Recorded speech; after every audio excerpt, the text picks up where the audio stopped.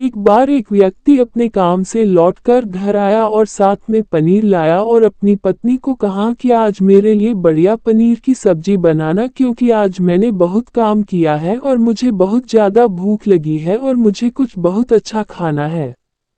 उसकी पत्नी कमरे से बाहर आई और पनीर लिया और कहा कि बिल्कुल आप हाथ पैर धोकर तैयार हो जाइए, मैं आपके लिए बहुत ही स्वादिष्ट सा खाना बनाती हूँ। वो व्यक्ति फ्रेश हो गया और टीवी देखने लगा और इंतजार करने लगा सब्जी के बनने का, ताकि वो उसे खा सके। किचन से बहुत अच्छी खुशबू आ रही थी। वो व्यक्ति बस सोच रहा था कि जल्दी से खाना बन जाए ताकि मैं अपनी भूख को मिटा सकूं। लगभग 1 घंटे के बाद खाना बनकर तैयार हो गया। स्वादिष्ट सा भोजन अब खाना लगने ही वाला था कि उस व्यक्ति ने अपनी पत्नी से पूछा कि खाने में नींबू है कि नहीं, क्योंकि मुझे पनीर की सब्जी में नींबू डालकर खाना है। लेकिन पत्नी ने कहा कि नींबू तो खत्म हो गए, आपसे कहा था लेकिन आप भूल गए। व्यक्ति ने अपनी पत्नी से कहा कि रुको रुको, अभी खाना मत लगाओ, क्योंकि नींबू के बिना खाने में बिल्कुल मजा नहीं आएगा। तो मैं अभी गया और अभी नींबू लेकर आया।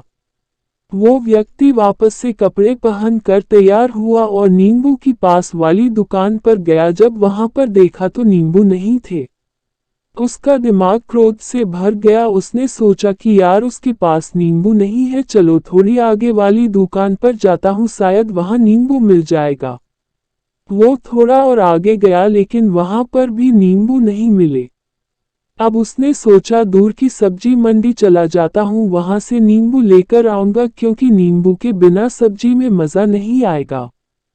करीबन आधे घंटे के बाद वो करीब की सब्जी मंडी में पहुंचा। वहां पर उसे नींबू मिल गया और वो बहुत खुश हुआ कि चलो नींबू मिल गया और अब मैं घर में जाऊंगा और सब्जी में नींबू डालकर अच्छे से सब्जी खाऊंगा। अब वो खुशी खुशी नींबू लेकर घर आया और अपनी पत्नी से कहा कि जल्दी से सब्जी गर्म कर दो, रोटी गर्म कर दो और नींबू काट, ताकि मैं अच्छे से खाना खा सकूं। अब थाली लगाई गई, सब्जी परोसी गई और नींबू रखी गई। उसकी पत्नी सामने ही बैठी थी और वो व्यक्ति थोड़ी देर के लिए कुछ सोच में पड़ गया। उसके बाद उसने नींबू की प्लेट उठाई और दरवाजे से बाहर की ओर फेंक दी और जोर जोर से चिल्लाने लगा, मैं जीत गया, मैं जीत गया। पत्नी ये देखकर घबरा गई कि कहीं ये पागल तो नहीं हो गए, इन्होंने सारे के सारे नींबू दरवाजे से बाहर की ओर क्यों फेंक दिया। उस पत्नी ने उस व्यक्ति पर चिल्लाया और कहा कि आप पागल हो गए हैं, अभी तो इतनी देर तक नींबू के बारे में पूछ रहे थे और अभी जब नींबू घर पर ले आए और खाने बैठ गए तो आपने इन नींबुओं को दरवाजे से बाहर फेंक दिया और अब चिल्ला रहे हो कि मैं जीत गया, मैं जीत गया। पत्नी पूछी, आप किस चीज में जीत गए, हुआ क्या। अब व्यक्ति खुशी खुशी बैठ गया और अपनी पत्नी से कहा, आप भी बैठो, इत्मीनान रखो, बताता हूँ कि क्या हुआ। आज सुबह से ही मेरी जीत मुझे अपने बस में करने की कोशिश कर रही थी। जब मैंने बहुत काम कर लिया तब मुझे बहुत तेज भूख लगी। जब मैं घर पर आया तो तुमने बहुत ही स्वादिष्ट सब्जी बनाई, उसकी खुशबू मेरी नाक में गई। फिर मेरी जीभ ने कहा कि इसे अब नींबू चाहिए। मैं पास वाली दुकान पर गया लेकिन वहां नींबू नहीं मिले। थोड़ी और दूर गया, वहां पर भी नहीं मिले, तो मुझे उसने और दूर लेकर गई। मैं उसके वश में आ गया और जैसी ही वह कहती रही वैसा मैं करता गया। अब मैं वैसा ही करता गया जैसा वो मुझसे करवाती गई, लेकिन अंत में मैंने विजय प्राप्त कर ली। मैंने उसे उठाकर बाहर फेंक दिया और कह दिया कि तुम्हारा मुझ पर कंट्रोल नहीं है बल्कि मेरा तुम पर कंट्रोल है और मैं जीत गया। क्या आपको समझ में आया कि कैसे अपने इच्छाओं पर विजय प्राप्त करें?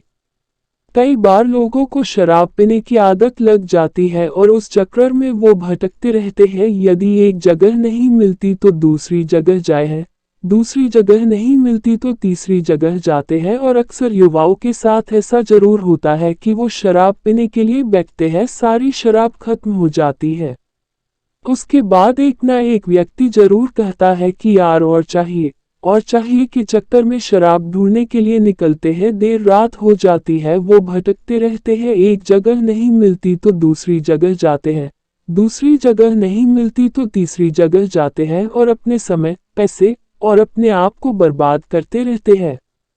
यदि आपने अपनी इंद्रियों पर विजय प्राप्त नहीं किया तो आप भी नींबू की खोज में सिर्फ भटकते ही रहेंगे और हमेशा परेशान रहेंगे। इसीलिए अपनी इंद्रियों पर काबू पाए और अपनी जीवन को खुशी खुशी बिताए।